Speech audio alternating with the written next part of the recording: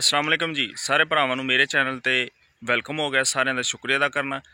तो अज मैं दसना चाहना कि असी मुर्गियां वाली खुराक तो बगैर अपने जानवरों नूं मोटा कर सकने हैं। अगर कर सकने तो वह किहड़ा वंडा है जिहड़ा असी अपने बकरियां नूं पाईए तो मोटे हो जाण। वो इंशाअल्लाह सारी गलबात अज वाली वीडियो दे विच मैं तुहानूं दसांगा। शर्त है कि वीडियो तुसीं पूरी वेखणी है, फिर तुहानूं पता लगेगा कि वह किहड़ा वंडा सी जिहड़ा असी पाने आ ते साडे बकरे मुर्गियां वाली खुराक तो बगैर भी मोटे हो जाते हैं। किहड़ी ऐसी खुराक है, वह किहड़ा ऐसा वंडा है जिहड़ा असी पाईए तो साडे बकरे मोटे हो जाण। ते वह अज मैं तुहानूं दसांगा इंशाअल्लाह। अच्छा जी, सब तो पहले तुसीं अपना ना टाइम की मैनेजमेंट करनी है कि असी किहड़ी खुराक किहड़े टाइम पानी ते किहड़े टाइम पानी।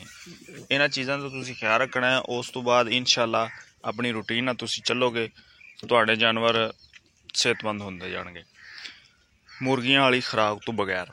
तो मुर्गियां वाली खुराक का मैं तुहानूं नुकसान भी दसांगा की है।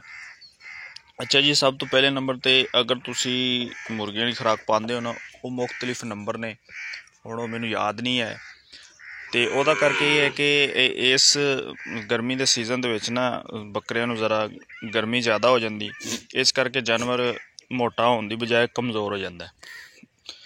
कई लोग पाते भी ने, लेकिन मैं तुहानूं यही दसांगा कि तुसी उस तो बगैर भी अपने जानवर सेहतमंद कर सकते हो। हुण ईद नूं वैसे 1 महीना रह गया, 1 महीने दे विच विच भी तुसी अपने जानवरों नूं चंगा भला मोटा कर सकते हो। तो हुण असी आ जाने उस वंडे की तरफ कि वह किहड़ा असी वंडा पाईए तो साडे जानवर मज़ीद ज़्यादा सेहतमंद हो जाण। पहले नंबर ते जी तुसी अपना टाइम की मैनेजमेंट सैटिंग बनानी है। सुबह के टाइम तुसी जिहड़ा ना वो तुसी इन्हां नूं हल्का फुल्का चारा पाना है, जिस तरह कि तूड़ी पाई पई है। ਇਹਦੇ ਵਿੱਚ ਤੁਸੀਂ अगर हरा ਤੁਹਾਡੇ ਕੋਲ लूसन ਜਾਂ कोई भी है वो मिक्स कर ਦਿਓ। ਉਹ 1 ਘੰਟਾ 2 ਘੰਟੇ ਇਹ ਜਾਨਵਰ ਖਾ ਜਾਣਗੇ। ਉਸ ਤੋਂ ਬਾਅਦ ਫਿਰ ਤੁਸੀਂ ਜਿਹੜਾ ਅਸਲ ਹੈ ਨਾ ਵੰਡਾ, ਅੱਛਾ ਜਿਹੜੀ ਕਣਕ ਸਾਬਤ ਹੈ ਨਾ ਉਹਨੂੰ ਤੁਸੀਂ ਭੇ ਦੇਣਾ ਹੈ ਸ਼ਾਮ ਟਾਈਮ। ਉਹ ਸਾਰੀ ਰਾਤ ਭਿੱਜੀ ਰਹੇਗੀ। ਸੁਬਾਹ ਟਾਈਮ ਤੁਸੀਂ ਉਹਦਾ ਉਹ ਜਿਹੜਾ ਪਾਣੀ ਹੋਣਾ ਨਾ ਉਹ ਕੱਢ ਕੇ ਤੇ ਤੁਸੀਂ ਉਹਨੂੰ ਥੋੜ੍ਹਾ ਜਿਹਾ ਹਵਾ ਲਵਾ ਲੈਣਾ ਦਾਣਿਆਂ ਨੂੰ। ਦਾਣੇ ਫੁੱਲ ਜਾਂਦੇ ਨੇ ਪਾਣੀ ਦੇ ਵਿੱਚ। अच्छा, वो थोड़ा जिहा तुसीं हवा लवा के ते अगर तुहाडे कोल 2 जानवर ने ना 2 बकरे ने तो तुसीं 1 किलो कणक दे दाने वो तुसीं इसे जिहड़े पट्ठे बचे होणगे ना उन्हां दे विच 2-3 घंटे तो बाद उहदे विच मिक्स कर देने ने।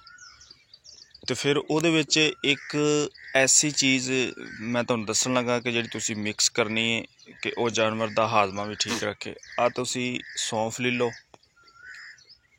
ते उस तो बाद जवैन, वो 10-10 ग्राम जड़ा ना वो तुसी ओमे विच सुट दो या पी के उन्होंने मिक्स करके वो जिवें एक शरबत हुंदा है वो बना के टीके नाल तुसी पिया सकते हो। बाद अगर विच दाने जो सुट दो तो वो भी कोई मसला नहीं है, सुट सकते हो।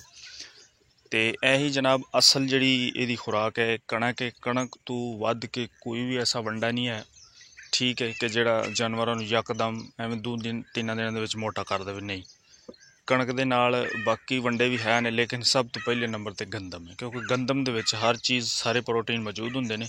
इस करके जानवरों नूं सब तो बेहतर यही है। तो नाल नाल तुसी हाजमे वाली चीज़ां भी देंदे रहना, ठीक है।